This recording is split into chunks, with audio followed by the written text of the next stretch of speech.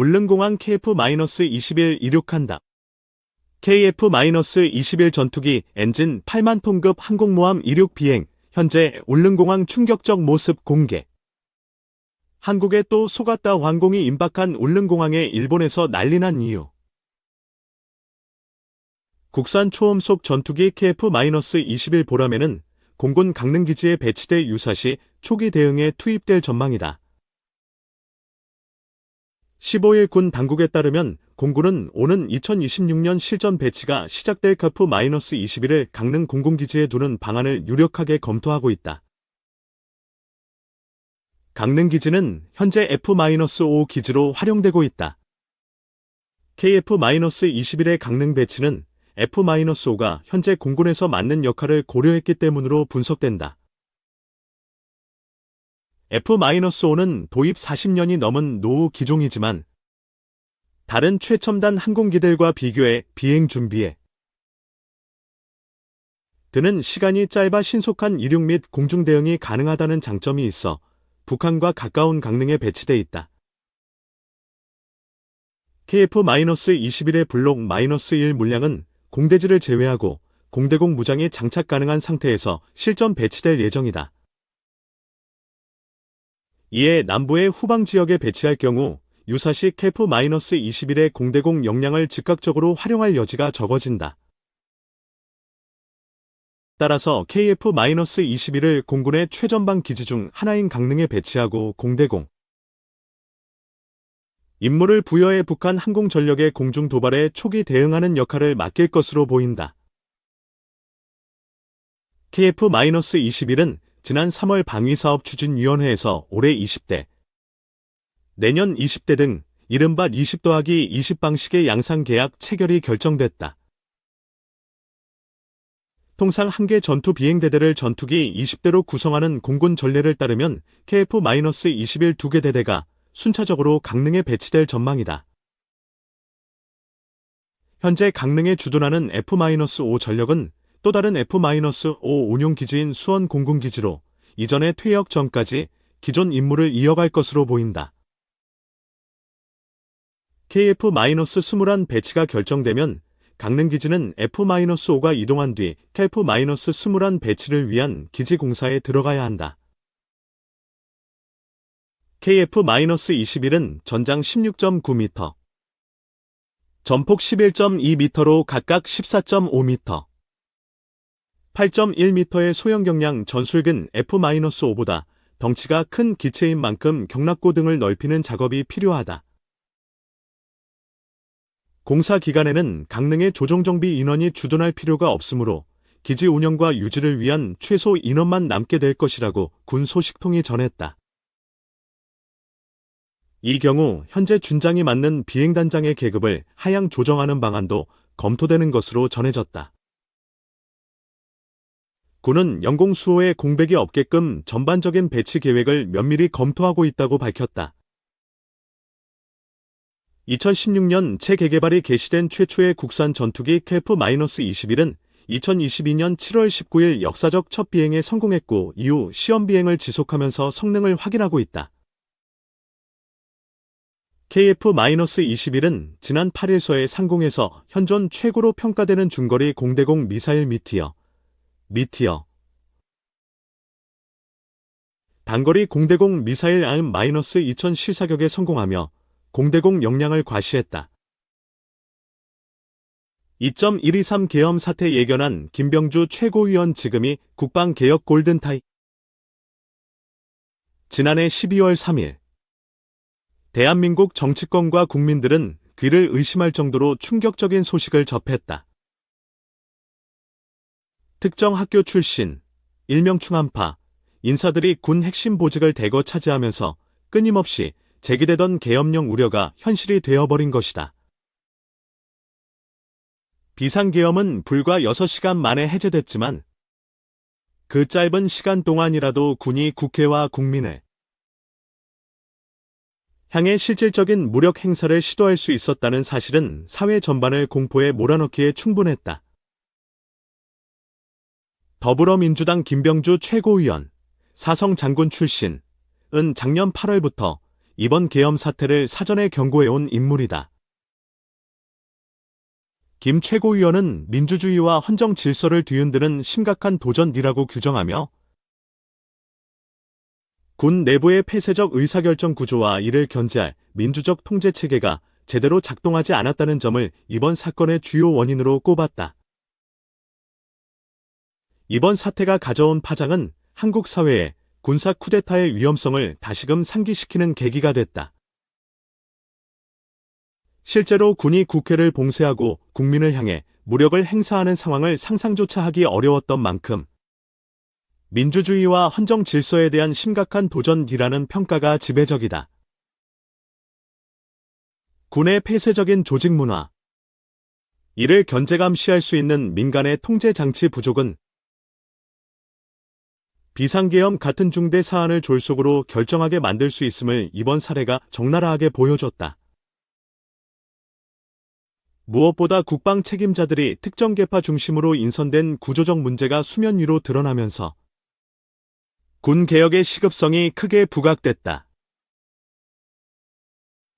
김 최고위원과의 인터뷰를 통해 이번 비상계엄 사태가 우리 국방체계에 남긴 문제를 면밀히 짚어보고 이를 해결하기 위한 구체적인 방안을 들어봤다. 김 최고위원은 사성장군 출신의 국방안보 전문가로서 이번 계기를 통해 군이 스스로 혁신하고 자정하지 않으면 국민 신뢰 회복은 요원할 수밖에 없다고 목소리를 높였다.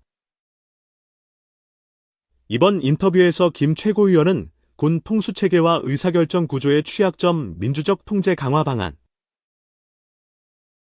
국방개혁 방향성 등 다양한 주제에 대해 심도 있게 견해를 밝혔다. 이 안은 일문일답이다. 12월 5일 국방위원회에서 핵심 증인들을 채택하려 했으나 여당 반대로 무산됐다. 특히 12.3 계엄 당시 국회에 병력을 보낸 부대가 특전사와 수방사였고 이 부대의 책임자들을 항해 방문하기로 결정했다. 또 박안수 육군참모총장이 12월 4일 새벽 3시 3분 육군 참모진에게 용산 합참으로 출발하라는 지시를 내리며 제2의 계엄 명령 가능성이 제기됐다. 직접 항해 방문하며 라이브 방송을 진행했고 2차 계엄 명령은 거부하겠다는 확답을 받아 국민의 불안을 완화하려 했다. 국회 봉쇄는 국민 모두가 확인할 수 있었던 사실이다. 북도발 유도는 평양 무인기 사건. 차이드 투입. 김태효 국가안보실 1차장이 차이드를 방문한 사례. 6월 연평도 포 사격훈련 등에서 실행준비 정황이 드러난다고 평가된다. 또한 사살과 관련해서는 한동훈 법무부 장관과 좌파 언론인 등을 겨냥한 의혹이 있으며 구체적 진상규명이 필요하다고 본다. 국방부는 정보사 현역 블랙 요원들이 모두 복구했다고 발표했으나 첩보팀, 요원 1인당 1개에서 3개 팀으로 구성, 잇따로 존재할 가능성을 배제하기 어렵다. 첩보팀은 조선족이나 민간인 오비 출신들로 구성된 경우가 많고 노상원이 별도로 운용한 오비 조직도 있을 수 있다는 관측이다. 이에 대한 철저한 조사가 필요하다. 내란 수괴와 그 일당들의 거짓말을 밝히고 실체적 진실에 접근해야 한다고 본다. 이를 통해 합당한 처벌을 받도록 하고 비상식적인 계엄 선포로 민주주의와 국격이 추락하는 사태가 다시는 발생하지 않도록 해야 한다. 터무니없는 주장이다. 계엄법 제2조 2항에 따르면 비상계엄은 대통령이 전시, 사변 또는 이에 준하는 국가 비상사태로 행정사법 기능의 수행이 현저히 곤란해졌을 경우 군사적 필요나 공공의 안녕질서 유지를 위해서만 선포할 수 있다고 나와 있다. 이번 계엄은 사회 질서가 극도로 교란된 것도 아니고 국가 비상사태도 아닌 상황에서 대통령 자의로 이뤄졌으며 이는 명백히 내란 행위라고 판단된다. 사실 이번 계엄에 우리 군이 참가함으로써 국민들의 큰 실망을 초래했고 군의 명예가 크게 실추됐다. 그래서 이번 계엄의 진상을 명명백백히 규명하고 관련자들은 일벌백계해야 한다. 특히 이러한 위법한 비상계엄이 다시는 발생하지 않도록 철저히 대비해야 한다. 과거 1212 쿠데타 이후 군은 정치 집단으로 간주돼 국민 신뢰를 잃었다. 이를 만회하기 위해 40년 동안 절치부심하며 이제 신뢰를 회복했지만 이번 위법한 계엄과 내란 사태로 인해 20년 이상의 고통을 받을 것이다. 군이 신뢰 회복을 하기 위해선 명확한 수사를 통해 진상을 규명하고 책임자 처벌이 필수적이다. 군 내부 규정상 이미 위법한 명령은 따르지 않아도 된다고 명시돼 있다. 그러나 군은 명령에 복종하는 훈련을 우선시하고 위법한 명령 거부 관련 내용은 군법 교육에서 잠깐 다뤄지는 수준이므로 계엄 현장에서 적극적으로 거부하기 어려웠을 공산이 크다. 이를 개선하기 위해서는 위법한 명령을 거부해야 한다는 조항을 명확히 포함해 군 교육을 강화해야 한다. 사실 장군들과 지휘관들은 이번 사태에 적극 가담한 것으로 보인다. 반면 명령에 따라 어쩔 수 없이 출동한 병사나 부사관, 초급 간부들은 국민에게 총을 겨눠야 하는 상황에서 심각한 갈등을 겪었고 그 결과 명령 수행도 주저한 것으로 추정된다. 실제로 임무가 완수되지 못했고 계엄이 6시간 만에 해제되는 사태로 이어졌다. 단순히 상부 명령에 따랐던 이들에 대해서는 정확한 수사와 함께 선처를 고려할 필요가 있다고 본다. 군인은 민주시민의 일원이다.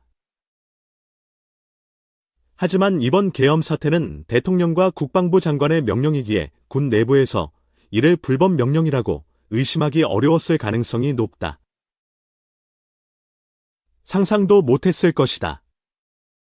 일부 군인들은 북한 도발 가능성을 거론하며 명령을 수용한 군인도 있었을 것으로 본다. 앞으로는 실제 사례 중심의 구체적 교육을 통해 위법 명령의 문제점을 인지시키는 노력이 필요하다. 국방부 장관은 문민 출신이 맡아도 무방하다고 본다. 다만 군을 제대로 이해하고 개혁을 추진할 통찰력과 의지가 있는 인물이 적합하다. 결국 중요한 것은 문민군인 출신 여부가 아니라 국민 신뢰를 회복하고 군 개혁을 실행해낼 역량을 갖췄느냐다. 지금이야말로 대대적인 국방개혁을 추진해야 할 시점이라고 본다. 인구 절벽 현상으로 병력이 감소하는 상황에서 기존 군 체계만으로는 한계가 분명하다. 군의 개혁은 사회적 변화와 발전 속도에 맞춰 유무인 복합 체계로 전환해야 한다. AI 기반 무기 체계, 무인 전차, 무인 전투기, 무인 수상정 등을 통해 병력이 줄어도 전력을 유지해야 한다. 예를 들어 병사 한 명이 로봇 세대를 이끌며 작전을 수행하고 주머니에 소형 드론을 넣어 작전 지대를 탐색한 뒤 적을 발견하면 로봇을 투입해 제압하는 형태의 유무인 복합 체계가 필요하다. 또 전장 공간이 우주와 사이버 영역까지 확장되므로 우주 전쟁에 대비해 우주사령부를 신설하고 사이버전 역량을 강화해야 한다.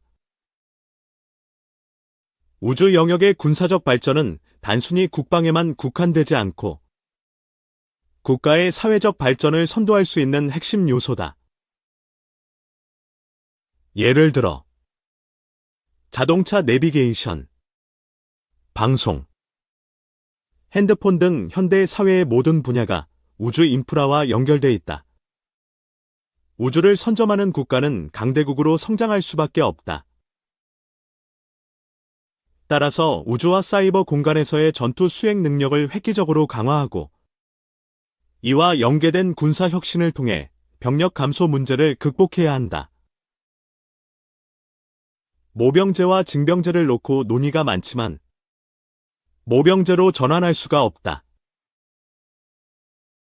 왜냐하면 인구 절벽 현상으로 군에 들어올 인원이 줄어드는 추세에서는 100% 입대해도 적정 병력 유지가 쉽지 않다. 그래서 부사관이나 군무원을 늘리고 병사들은 징병제로 유지하되 복무기간을 단축하는 방식이 더 효과적이라고 판단된다. 우리 군은 평시 최소 병력을 운용하며 전시에는 동원을 통해 전력을 극대화하는 구조다. 전쟁 발생 시 동원이 이뤄지려면 최소 6개월 1년가량 군사훈련이 필요하므로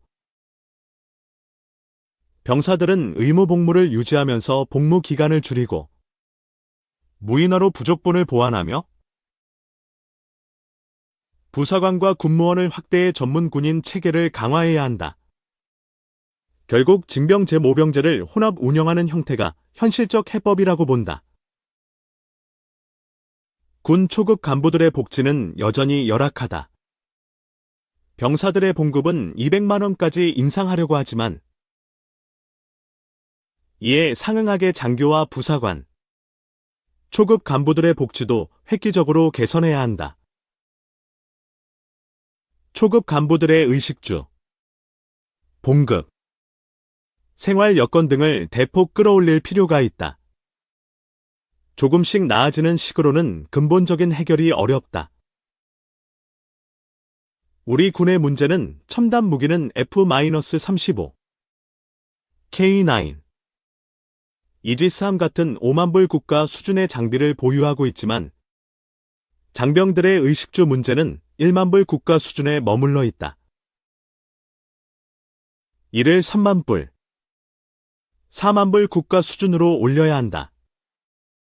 군 복지와 생활 수준을 전반적으로 획기적으로 향상시켜야 한다.